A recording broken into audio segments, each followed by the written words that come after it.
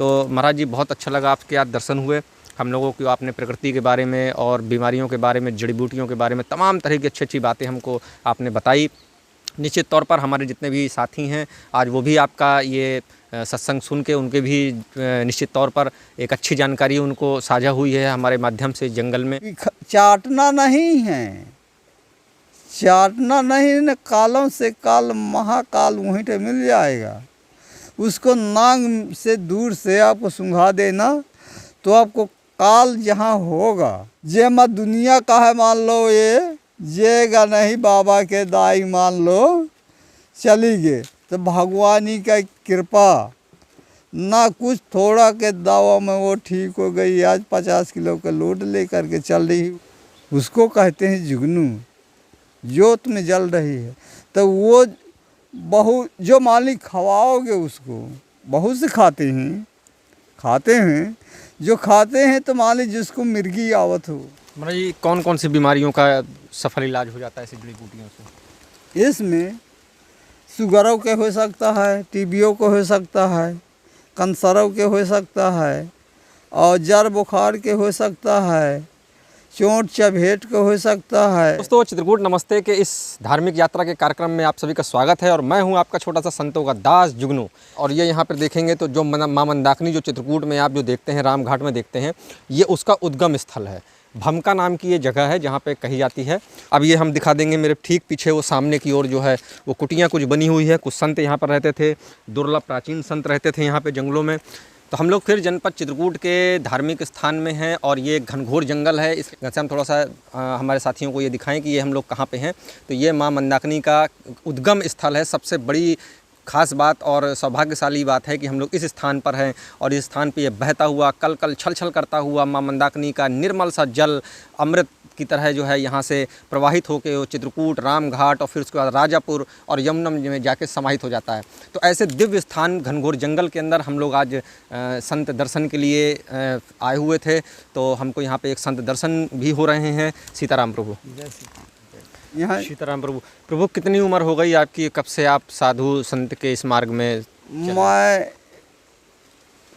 मुझको मालूम नहीं है, मैं बालेपन से सेवा करे लागे हूँ सत्यम सुइया का परमहंस आश्रम में।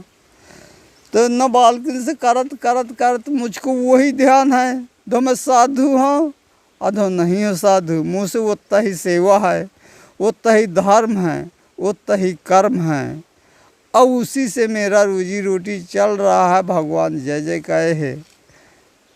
अब मैं ये तो नहीं मैं जान सकता भी जंगल में बैठा हूँ। आप भगवान जैसे दर्शन ले करके मंदाकिनी गंगा के जल सुबह शाम पाते हैं। इसी धारा मान लो ब्रह्म बाबा के स्थान में जाते हैं। जो सतना चित्रकूट में रोड में ब्रह्म बाबा बैठे हैं, इसी धारा से वहाँ जल जा करके ब्रह्म के स्थान में जाते हैं। सतना चित्रकूट बगदरा घाटी में इसी धारा से जा रहा है, यही जल है। बगदरा घाटी के बाबा हूँ। महाराज जी जंगल में रहते हैं तो किस तरह से जीवन यापन है? क्या खाते हैं, किस तरह से रहते हैं यहाँ पे? यहाँ मेरे खाने के भगवान कृपा से जड़ी बूटियाँ हैं। अन्य देव से रह नहीं पा सकता हूँ। अन्य देव तो मुझको सब भगवान दे रहे हैं जैसे लाते हूँ, ये तो भगवान के माया है। तो मान लो जंगलों के विषय में आपको बहुत से सारी कई जड़ी हैं, उसी के मैं पल सकता हूँ और खाते हूँ और खिलाते हूँ। यही सेवा है, सबको बताता हूँ भाई। जो जिसको नहीं मालूम उसी के बताते हैं। मान लो इसको तुम खन लो, आगों से धो के बढ़िया आपको धो दो, बढ़िया आलू शाही पका लो, खूब खाओ, जय जय कह रहो। कोई नहीं अन्न मिल रहा तो साल 2 साल 4 साल चल जाओगे जड़ी खाए। और अन्न तो मान लो हाई है, वो तो मान लो हाई नाबालिग से माता दे रही है। तो अब मैं क्या बताऊं, सारियों जड़ी यहाँ जंगल में जड़ियों के मामले में काफ़ी जड़ियों हैं। केसरैया कंद है, बिराइन कंद है, खनीवा कंद है, और कांदा है, बाचांदी है, इन तरह के सारी जड़ी मान लो खाने पीने वाला बहुत आइटम है यहाँ। उसी के खा करके आपको पल सकते हो। अब पल जाओगे, अच्छी जड़ी बूटियों में ताकत है। इतना ही भोजन जंगल में, उसी आनंद के लिए मैं जंगल में बैठा हूँ। मैं जो वहाँ गाँव गोड़ा में बैठ जाऊँगा तो मुझको नहीं मिलना है, और जो यहाँ रहूँगा तो मुझको भोजन, ये सारी जीवन मेरा पौधा है। कितनी अच्छी महाराज जी ने बात की कि वो जो जब जंगल में रहते हैं तो ऐसी ऐसी जड़ी बूटियाँ महाराज जी के ज्ञान में हैं, उनके उसमें उन्होंने पूरा बना रखा है कि उनको जंगल से उसको खोदते हैं, फिर उसके बाद फिर उनको शुद्धिकरण को उसका अपना बनाते हैं क्रिया करके, और फिर उसको खाने के बाद 3-3 4-4 सालों तक भूख नहीं लगती। तो ऐसे दिव्य संत हैं हम लोगों के साथ में, जो आज 40 वर्षों से घनघोर जंगल के अंदर इस तरह देख रहे हैं आप कि कितना खोखल टाइप का वृक्ष है, ऐसे हजारों वृक्ष आसपास हमारे लगे हुए हैं। और ये वृक्ष भी किसी संत से कम नहीं है।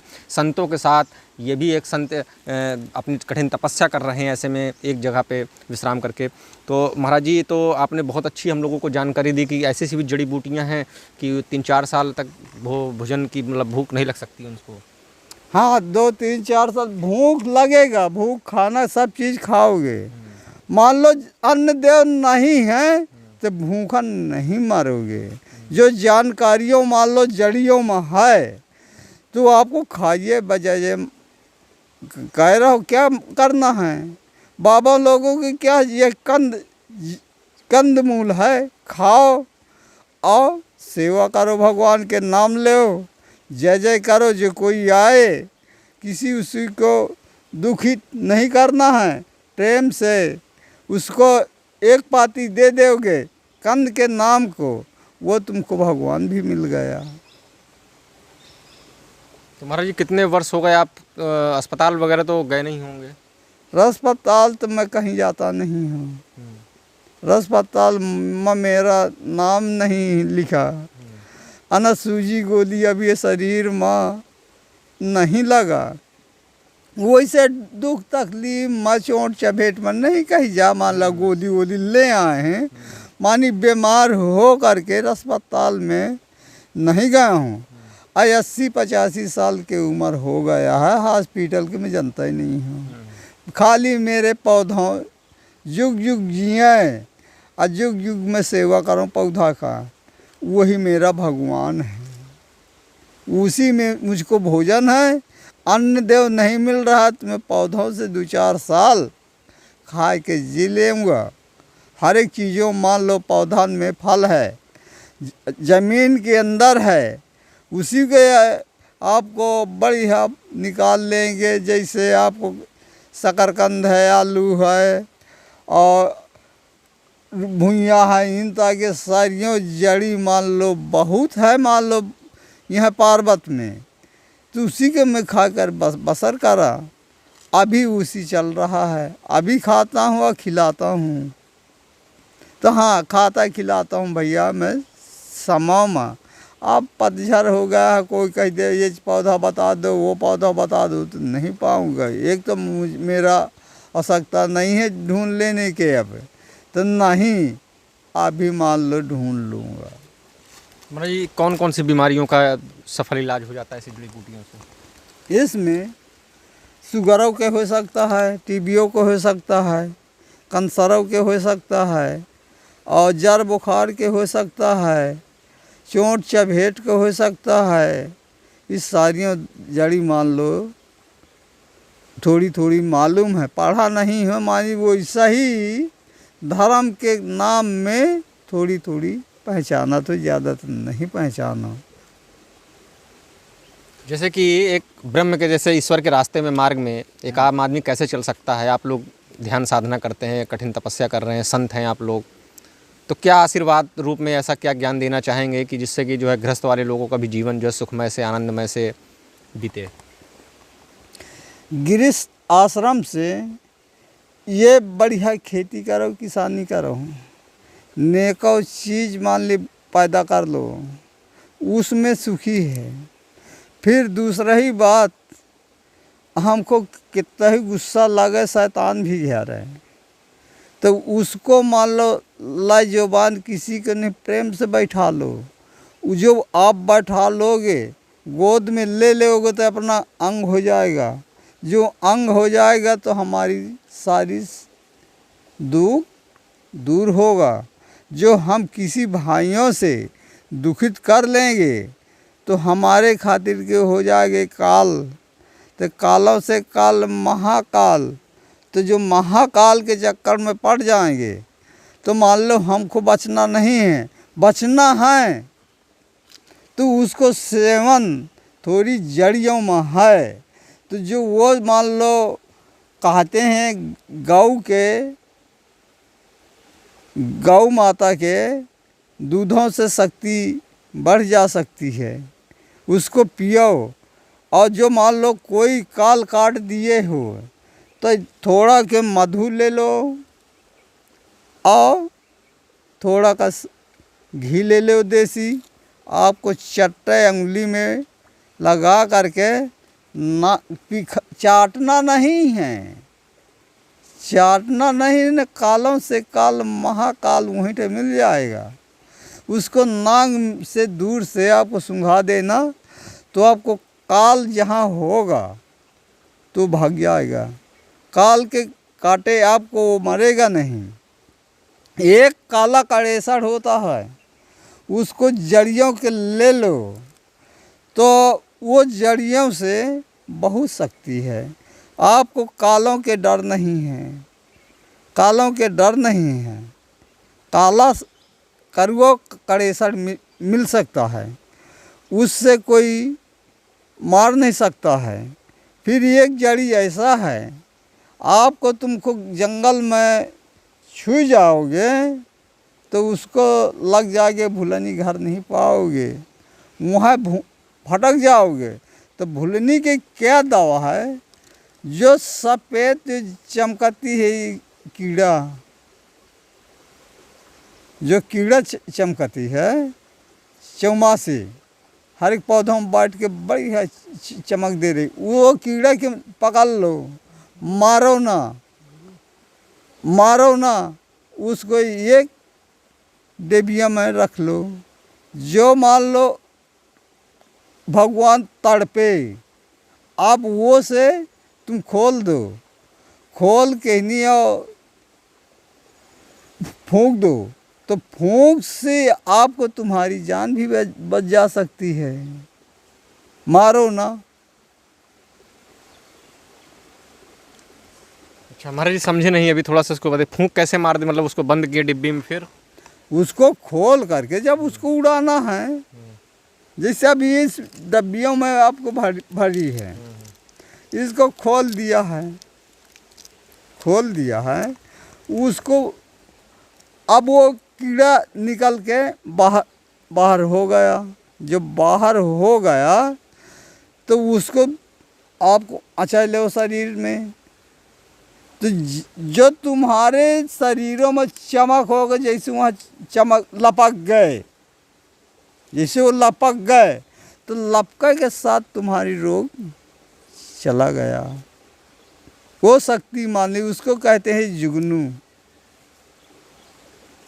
उसको कहते हैं जुगनू। जोत में जल रही है तो वो जो मान ली खवाओगे उसको, बहुत से खाते हैं, जो खाते हैं तो मान ली जिसको मिर्गी आवत हो, और जिसको मान लो और कोई चोट आ गया है, उसको मंगरा खांड से आपको तुम खा जाओगे तो जो पेटे में चमक तुम्हारी आ गई, पेटे में चमक आ गई तो तुम्हारी मिर्गी दूर हो गई। ये गुण मान लो वो पंछी में है, छोटी से पंछी होती है। और गुण मैं क्या बताऊं, पढ़ा लिखा नहीं हूँ, तो मान लो जड़ी बूटियों के मामले में बहुत से मामला मुझको मालूम रहा। वैद्य रहा हूँ, शासकीय वैद्य रहा हूँ, शासकीय वैद्य रहा तो पौधों के मान लो जानकारी बहुत है, तो अभी नहीं तो बताने से किस नहीं होगा। यहाँ पानी गिर जाए आ एक एक दो दो पौधा में पाती आ जाए तो आपको तुमको बताऊंगा ये फला चीज़ के है, ये फला रोग के है। अब बताने से क्या होगा जब उसको हमको पास फ़ोटो नहीं है, जो फ़ोटो नहीं है उसको देख नहीं रहे हैं तो क्या मानोगे। ये तो है। तो मौसम के आधार पे जो है जड़ी बूटियाँ उगती हैं जंगल में। हाँ, मौसम के हिसाब में सब चीज़ें होती हैं।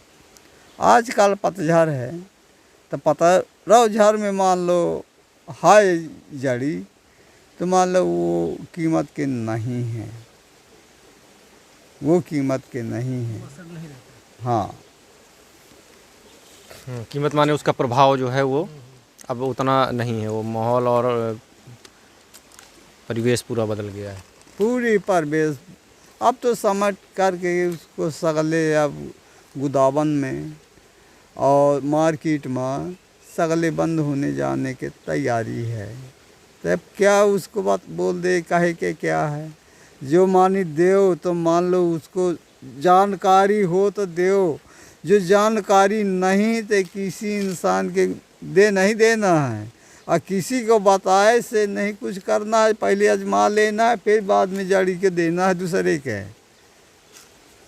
पहले हम क्यों किसी को मार दें, स्वयं मारें। जो हम वैद्य बन रहे हैं तो पहले हम स्वयं मारें फिर दूसरे के आ रहे तो दूसरे क्या पाप न लेना चाहिए। तो किसी इंसान को पौधा ऐसा ही कुछ बहुजोर है। अब देखिए अच्छा बुखार चढ़ा तो नीम के गेठुआ दे दो जार बुखार में तो वो ठीक हो जाते हैं। नीम जो नीम का वृक्ष होता है, नीम का गांठ पाती दे दो, 2-3 काढ़ा बना के पिया दो तो हड्डियों का बुखार उतार देते हैं। ताकि सारी पौधा मान लो हाँ तो बड़े हैं, छोटा नहीं है। अब तब क्या बताएं कहूँ पौधा जुलाई में आओ तो जुलाई में तुमको बहु पौधा मिलेंगे। बारिश के समय में, बारिश समय में तो 2-4 दिन में तुमको जड़ी बता दी हूँ। मानिए अब तो द नहीं पाऊँ। अनी कहते हैं 60-70 काम राज ले गुंडी खाए जवान पछाले दूध डंडी। इतनी सारियों जड़ी मान में बहुत ताकत है। वो जड़ी हम खाए पे बैठे हैं। महाराज जी आपको कैसे ज्ञान आया, इन जड़ी बूटियों का कैसे ज्ञान आया, कैसे अनुभव में? इस सब में जो ज्ञान आया है कैसे आ गया है। आप जो तुम्हारे हॉस्पिटल में दवा करते हैं तो वो मान लो पर्चा तुम बना के दियो, मान लो इसको घुमाना नहीं तुमको फिर की जड़ी मिल जाएगा। वो पर्चा आपको हम मेला भी नहीं है। हमारी घर वाली बहुत विकलांग था, ये तो सारियों मान लो दिल्ली, भोपाल, गुजरात, ग्वालियर मान लो सगले दवा करा डाला है पर मान लो ठीक नहीं भया ना कुछ की दवा में। आपको मेरे घर वाली मान लो ठीक हो गई। जे मैं दुनिया का है मान लो ये जेगा नहीं बाबा के दाई मान लो चली गए तो भगवानी का कृपा ना कुछ थोड़ा के दवा में वो ठीक हो गई। आज 50 किलो का लोड लेकर के चल रही। वही बाबा जो बरम बाबा में बैठा है उसी के दाई के बात है आज के देखो। उसी में यहाँ भोपाल गई जड़ी बूटियों ले करके, वहाँ एक्सीडेंट हो गई और जब एक्सीडेंट हो गई तो वहाँ से साहब लोग आए कहीं दाई तुम्हारी एक्सीडेंट हो गई क्या करोगे। तो मैं कहा ठीक है जब इतने बड़े डॉक्टर भाई तुम वहाँ हो और तुम मुझको यहाँ जंगल में बताने आओगे, यहाँ लेके छाड़ दोगे तो मर नहीं जाएगी। जो कहीं ना तो क्या किया जाए, अब तो मरी तो वो है तो नहीं उसका भाई बालाओ। मेरे बालापन से शादी हो गए, मरने के समय आ गई, उसको एक चेहरा या दिखा दो। मानी मिट्टी उसको अंग खराब नहीं कर देना, बाबा के आशीर्वादों के लेकर के आना है। महू भाई देखो जब मान लो उसको हाथ के रोटी खाए हो तो मैं भी दवा कर लूँ। तू वहाँ से मंगाया, यहाँ आपको जड़ी खिलाया, वो ठीक हो गई। अब इन तरह के जड़ी ज्ञान बुद्धि ले करके कम से कम 100-200 हॉस्पिटलों के कागज ले करके उसको पुस्तक बनाया, पुस्तक बना के कापी फ़ोटो कराया, वो से माने हम दवा करब चालू कर दिया। तो हॉस्पिटल के हम मान लो दवा बंद कर दिए, हम स्वयं करने लगे। तो आज तक मेरा 70-80 साल को उम्र हो गया, मैं कहीं हॉस्पिटल के गोली खाया नहीं हूँ। मेरे युग युग जिए पौधा, पौधा मेरे भगवान हैं। बहुत अच्छी बात की महाराज जी आपने कि पौधे वाकई भगवान है, प्रकृति की शान है। इनके बगैर कोई भी जीव चराचर एकदम सब व्यर्थ है, जो है सारी साधना भी व्यर्थ है इनके बिना, जो है ऐसा है महाराज जी। इनके बगैर तो पूरी सृष्टि ही, पौधा के बगैर पूरी सृष्टि मानी रची जा रही है। पौधों भगवान हैं, पौधों के सेवा करिए, पौधों से आशीर्वाद लेइए, वही दुआ हमारी है। पौधों के काटना नहीं, पौधों के काटने में मैं देख लूँगा तो मेरे अंश भी दूर हो जाएगा। जो दूर हो जाएगा तो तुम क्या कहोगे, अब बाबा ने हमको कह दिया ये पौधा के ना काटा। ये नहीं जानते ये पौधा में क्या लाभ है, कैसे शराब मिल रहा है। जब वो पौधा गिरेगा तो गुहार भी मारेगा, वो गुहार मारते के समय तुम सामने पड़ गया तो तुमको लग गया पाप। जो हो गया पाप तो भाई तुम ही जाओ वैसे ही, जैसे पौधा की तुम हत्या कर दिया वैसे ही तुम्हारी भी हत्या है। आपको क्या करे। अन्य पौधों के तुम बढ़िया, चाहे जो पौधा हो, चाहे जो पौधा हो, आपको पौधों के पाती तोड़ करके और दे दो, कह दो जय श्री राम। तो जो जय श्री राम कर ले हो पौधों के नाम से, तो आपको तुमको आशीर्वाद पौधा देगा। तो जो पौधा देगा तो तुम्हारी जीवन बच जाएगी। तो जो पौधों के खातिर को आपको जीवन नहीं मारोगे, न पौधा के मारो न किसी इंसानों के कुछ कहो। जो तुम्हारे हाथ में थोड़ा था आ जाए उसको अच्छी प्रकार से प्रेम से सभी लोगों के आपको खिलाइए, समाज दीजिए। अपना ज़मीन में बैठिए तो जो आ जाए उसको आसन भी दीजिए। ये नहीं मान लो हम वो में बढ़ जाने जे जम्मा और कोई आ जाए वही कह दे चल रे दूर रहते कुआ ही, उसको कहना भी नहीं। जो कह दोगे तो उसका दिल दुख जाएगा। तो वही जादू है, वही मूठ है, वही ढीठ है। कहीं कोई लेने नहीं जा रहा ना कोई मार रहा, उसी मान लो जादू है, वही मूठ है, वही ढीठ है। अब देखिए जादूगर वाले के जादूगर करते हैं तो पौधों के तो छाली चमड़ा ले करके आपको जादू खेल दिखा रहे थे। क्या जादू बनाया रहे कोई जादूगर बनाता नहीं है। ये पौधों की दुआ से आपको देखिए दुनिया सृष्टि में क्या कैसा श्री राम दिखा रहा है नाटक, कैसा नीक कर रहा, कैसा चला रहा, कैसा खा रहा। वो पौधा तो हुआ है, उसको मारना नहीं भैया। इतना मेरा विनती है। बाबा के कुछ मानो चाहे ना मानो, बाबा भगवान नहीं है। एक थोड़ी यही विनय मान लो, पौधों में मेरे कोई पौधों में आपको कोई मार दिया तो मेरा दिल दुख जाता है। तो कहता हुआ राम राम राम राम राम राम। इतने दिनों में सेयो अब मर गया, तब क्या किया जा, मेरा रोजी रोटी चला गया। तो उसी सम्मान उसी तरह सबको करना, मन से ले करके पंछियों तक का यही मान लो मेरा स्वीकार है। और मैं ज़्यादा नहीं जानूँ। तो कितनी अच्छी बात महाराज जी ने की कि जो है पेड़ पौधों की रक्षा करें, सुरक्षा करें, पानी दें, उनके जितना भी उनको संरक्षित करने का जो भी कार्य हम लोग कर सकते हैं, कभी खुशी कभी गम में, उसको ज़रूर करना चाहिए। साथ ही विज्ञान चाहे जितना भी आगे बढ़ जाए, महाराज जी जिस तरह से बता रहे थे कि प्रकृति के बिना सब कुछ अधूरा है, चाहे वो जीवन हो और चाहे वो विज्ञान हो। साथ ही अब जैसा कि साथियों गर्मी का मौसम आ गया है, तो आप सभी से हाथ जोड़कर मेरी विनती है कि अपने छतों पे चिड़ियों के लिए पानी ज़रूर रखें, थोड़ा सा दाना रखें, जितनी जैसे ज़्यादा से ज़्यादा पेड़ पौधे हम लोग लगा सकते हैं अपने जीवन में ज़रूर लगाएं। बहुत सबसे अच्छी तपस्या वही है, सबसे अच्छा साधना वही है प्रकृति के लिए, असली ईश्वर के लिए। तो महाराज जी बहुत अच्छा लगा आपके आज दर्शन हुए हम लोगों को। आपने प्रकृति के बारे में और बीमारियों के बारे में, जड़ी बूटियों के बारे में तमाम तरह की अच्छी अच्छी बातें हमको आपने बताई। निश्चित तौर पर हमारे जितने भी साथी हैं आज वो भी आपका ये सत्संग सुन के उनके भी निश्चित तौर पर एक अच्छी जानकारी उनको साझा हुई है हमारे माध्यम से। जंगल में चित्रकूट में के संतों के ये वाणियाँ थी। तो दोस्तों ऐसे ही वीडियो पाने के लिए आप हमको सब्सक्राइब कर दीजिए और वीडियो को लाइक ज़रूर करिए, शेयर ज़रूर कर दीजिए। अगली बार फिर किसी वीडियो में मिलेंगे। मैं आपका संतों का दास जुगनू, नमस्कार।